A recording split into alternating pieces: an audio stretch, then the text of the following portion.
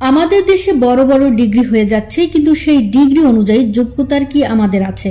এতে আমাদের দেশের শিক্ষিত বেকারের সংখ্যাটা বাড়ছে। অনেক ক্ষেত্রে উপযুক্তভাবে কাজ করতে পারছে না। কেন? আমাদের দেশে বিভিন্ন সেক্টরে বাইরে থেকে লোক এনে কাজ করাতে হয়। গার্মেন্টস সেক্টরে প্রচুর লোক বাইরে থেকে এসে আমাদের দেশে কাজ করে। গার্মেন্টসের কি ঠেকা পড়েছে বাইরে থেকে লোক নিয়ে আসার? উপযুক্ত লোক না পাওয়ায় বাইরে থেকে তারা নিয়ে আসে।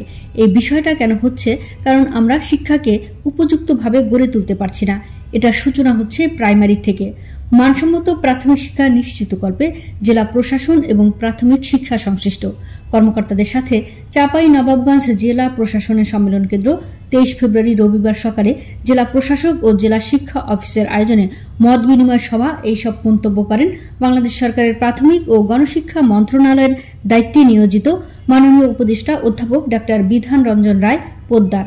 তিনি আরো বলেন, প্রাথমিক শিক্ষায় যারা জড়িত রয়েছেন সরাসরি আমাদের প্রাথমিক শিক্ষা উপজেলার সদস্যরা এবং এর পাশাপাশি অন্য যারা আমাদের সঙ্গে আছেন, উপজেলা প্রশাসন আমাদের প্রাথমিক শিক্ষার সঙ্গে রয়েছেন।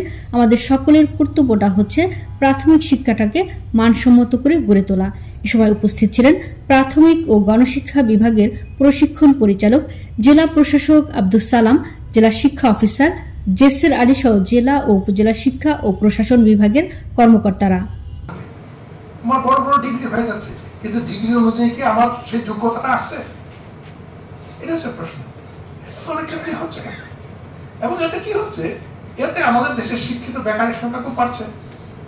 কারণ অনেক ক্ষেত্রেই সে উপযুক্তভাবে কাজ করতে পারছে না। কেন আমাদের দেশে বিভিন্ন সেক্টরে বাইরের দেশ থেকে লোক এনে কাজ করাতে হয়?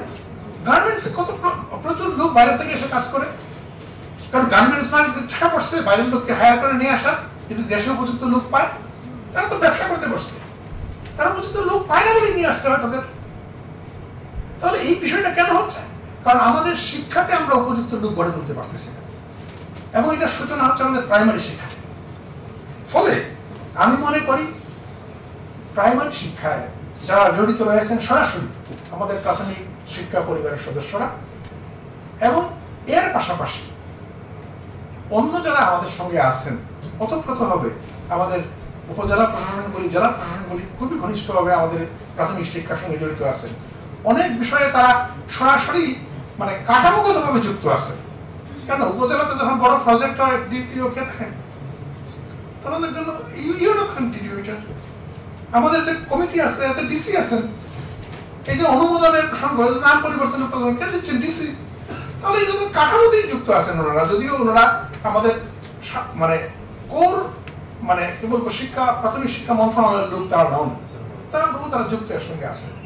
ফলে আমাদের প্রত্যেকেরই কর্তব্য হচ্ছে আমাদের প্রাথমিক শিক্ষাটাকে মানসম্পন্ন করে গড়ে তোলা। ওই যে আমাদের ইনস্ট্রাক্টর খুব সুন্দর বলছেন যে শুধুমাত্র পাঠ্য বই পড়ে মানে পড়ার ফ্লুয়েন্সি আসে না, তাহলে তার বাইরের বই পড়া দরকার। এবং সেই জন্য প্রত্যেকটা স্কুলে লাইব্রেরি থাকা দরকার। আমাদের শিক্ষকদের পড়ার অভ্যাস গড়ে তোলা দরকার। কারণ আমাদের পড়ার অভ্যাস গড়ে ওঠে না। এই প্রশ্নভিত্তিক কয়টা প্রশ্ন পরীক্ষাতে আসবে, পারলে পাস, এভাবে যেটা ঘটে, আমার শিক্ষাটা কখনো আনন্দদায়ক হয়ে ওঠে না। শিক্ষাটা আমার একটা দায়, একটা ঠেকা। এই ঠেকা কাজ আমরা চালাই। ফলে যখন এই ঠেকা থাকে না, পরীক্ষা থাকে না, বইয়ের আমার দিকে তাকাই না। কারণ বইয়ের প্রতি আমার তো ভালোবাসা তৈরি হয়। আমার কর্তব্য হচ্ছে শিক্ষাটাকে আনন্দময় গড়ে তোলা। ফলে তার এই বিষয়টা এমন হয়ে উঠুক, আনন্দময় হয়ে উঠুক, এবং এটা প্রাথমিকই সম্ভব।